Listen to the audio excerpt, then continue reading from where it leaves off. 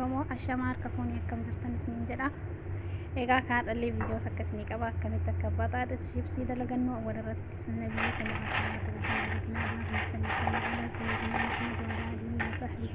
rabbiin barakaa isiniif haa godhu bakka jirtanitti. Egaa kaa shibsii mi'aa ta'e akkamitti akka dalannu dalagee isinitti agarsiisa. Turtiin keessan wajjin haa ta'u warroonni haarawaa dhuftan baga nagaan dhuftanii sabiskiraayib gochuudhaan maatii hiyya dabalamaa warri hagam maatiin wajjin jirtan galatoomaa isiniin jedha. Egaa ka bifa kanaan dinnichaa qopheeffadheetiin jira. Dinnichaa gurguddaa filattanii jechuudha. Haala kanaan dinnichaa gurguddaa eega filattanii quuncistanii jechuudha. Ani isinitti afotti quuncisuun natti mijoone kun irraa quunciftanii kana bareeda maashaallah. Yeroo irraa quunciftanii miiccatanii gama karatti afuutti deemtanii jechuudha.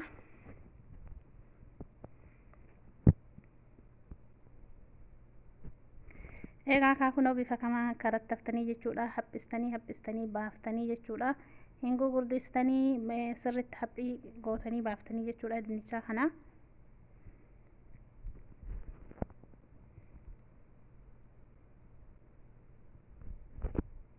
Kunoo haala kanaan karatti haftanii haala kanaan haphistanii egaa karatti haftanii kunoo maashaallah bifa kanaanii akkana jira kana fakkaata. Kunoo kanatti haphii kana baastanii jechuudha. Egaa karatti haftanii ni miiccitanii jechuudha. Kunoo yeroo miiccitan sirriitti miicaa dinnichaa keessa waan adii wayiitu jira. Haga adiin sun keessaa dhume bishaan qulqulluu ta'etti miicaa bifa kanaan masfaa keessanii naqaa safaayaatti jechuudha.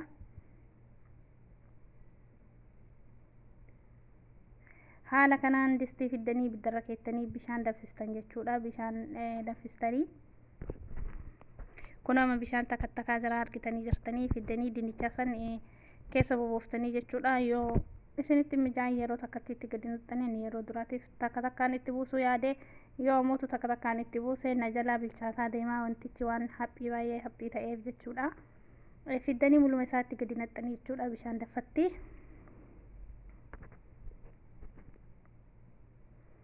Kunoo kana fakkaataa haala kanaan eega bishaan danfatti naxxanii ni garagalchitan jechuudha. Xiqqoo isii waliin dhooftanii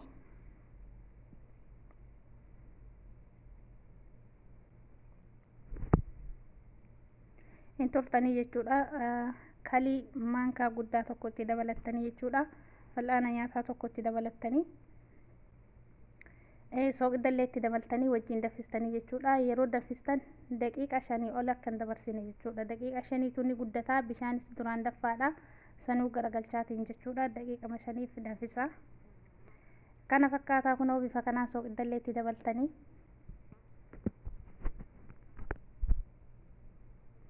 kunoo takattakee jira ni gaggaragalchitanii jechuudha. Akka maaliifi kara jalaatiin bilchaatee kara gubbaatiin bilchaatu hin dinne haphiin kun wanni inni bilchaatee daangaa tarullee hin qabu gimmaasha jechuudha. Nus salgaa isa jedhamu sanii gimmaashuma nu gootanii jechuudha. Kunoo ittis qadaadee jira takattakee jira. Daqiiqa muraasaaf yoo inni takattakee jechuudha. Kunoo bifa kanaanii akkana jira.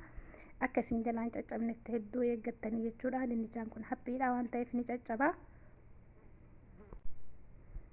Egaa kaakunoo bifa kanaan amma takattakee jira. Amma keessaa baasuuf hin deema. Kunoo keessaa baasee jira.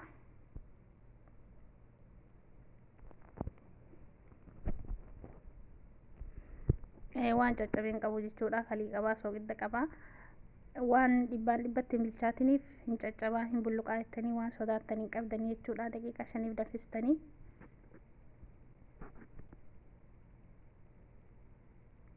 kunoo kana fakkaataa eega irraa baastanii ammootu ni gossitanii jechuudha. Sooftiidhaan gossitanii yoo fooxaa qulqulluus qabaattan fooxaa adii fooxaa qulqulluu kan isa qofaaf qopheessitan yoo qabaattan isaanillee irraa gossuu dandeettanii. Anammaa sooftiidhaan gosse. Eega kaasanii kaatanii fiddanii zayitii keessan gara maxxabashaatitti naqattanii jechuudha. Maxxabashaa biddarra keettanii zayitii itti buuftanii zayitii kana ni guddistanii jechuudha. Haguma isin ga'u jechuudha. Yoo dinnichaa baay'ee qabaattanii baay'ee daladdan itti guddiftanii yoo ammoo xiqqaa daladdan zayitii ni xiqqeessitanii jechuudha. Bifa kanaan kunoo eegaa sanii zayitii keessa buusaa jira jechuudha. Zayitiitti xabbastanii haala kanaan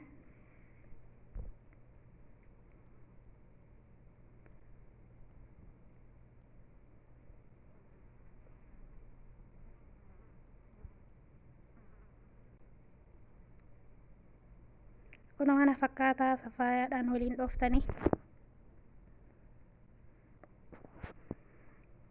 kanallee kan xabbaftan muluu dhibbaan dhibbatti amma bilcheessoo osoo hin taane gimmaasha xabbastanii ganaa irraa hartanii deebitanii jechuudha. Ammaa fi yeroo takkatti shibsii isiniin ta'u jechuudha yeroo lama yoo xabbastan malee. Kunoo bifa kanaan takattakee jira ammallee keessaa hin baafne.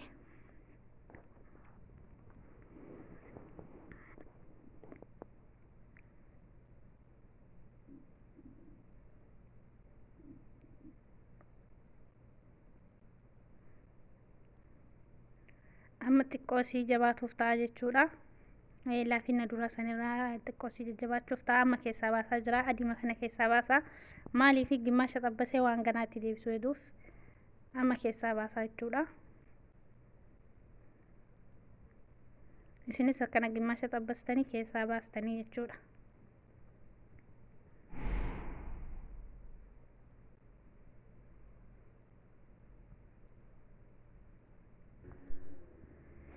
Kunoo bifuma kanaan itti fuftanii keessaa baastanii jechuudha. Keessaa baasanii jira. Eega keessaa baastanii kunoo bifa kanaanii kun isa duraati jechuudha. Xibsii xiqqoo isii sooftiidhaan irraa gossitanii jechuudha. Eega irraa gossitanii fiddanii gara zayitiin duraaf ho'aa waan ta'eef gara zayitiitti deebitanii jechuudha. Bifuma kanaan keessa bubuuftanii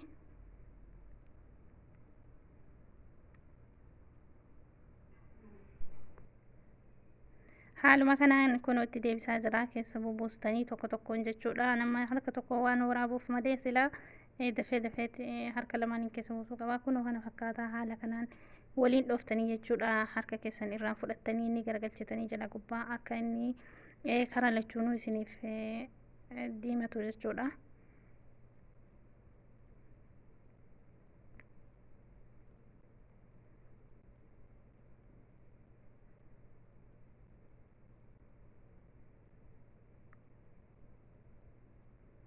Haaluma kanaan itti fuftanii garagalchitanii jechuudha. Ammallee ganaadha shibsii hin taane. Yani taabii hedduu nama gaafata garuu dalagadha inshaallah.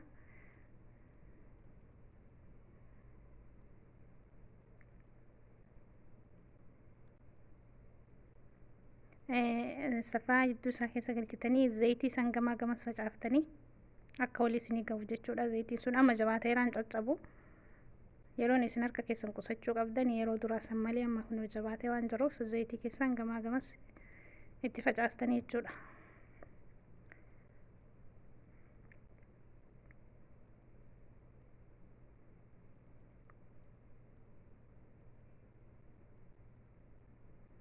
Hamma ishee yeroo karattaftan haphisaatii baasaa hin furdisinaa.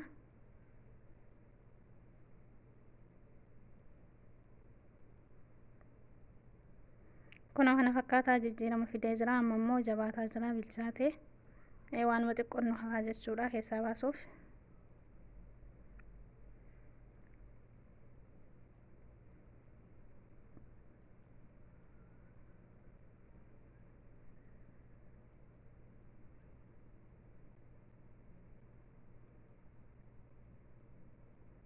Kunoo kana fakkaataa maashaallah amma gahee jira keessaa baasna. Yoo kana caalaallee diimessuu barbaaddan yani zayitiin dafee isin jalaa ibiddi buta waan ta'eef likkimatti irraa baasuu isinii wayya.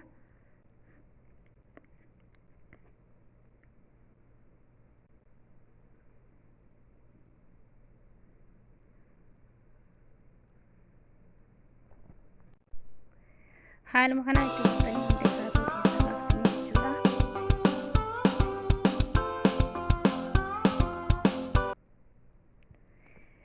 Maashaallah kunoo kana fakkaataa hedduu namatti tola. Inshaallah akka dalagattanii isinis akkasinitti tola abdii qabaa. Dhumarratti ammoo wanni isin qopheeffattanii qonda barbaree fi barbaree walitti dabaltanii filfil aswad isa jedhamu san afaan biyya arabaatiin kun ammoo barbikaadha.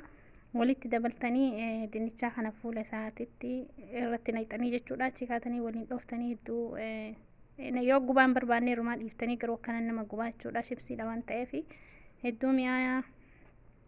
Dhumarratti kaa kunoo bifa kanaan qopheessee jira. Zabaadii fi filfil aswadii walitti dabaltanii waliin dhiyeeffattanii jechuudha. Viidiyoo kana isinitti tole sabiskiraayib laayik gochuun dagatinaa. Aga viidiyoo biraatii walitti deebinu. Assalaamu alaykum warahmatullaahi wabarakaatuh. Nagaan naa tura.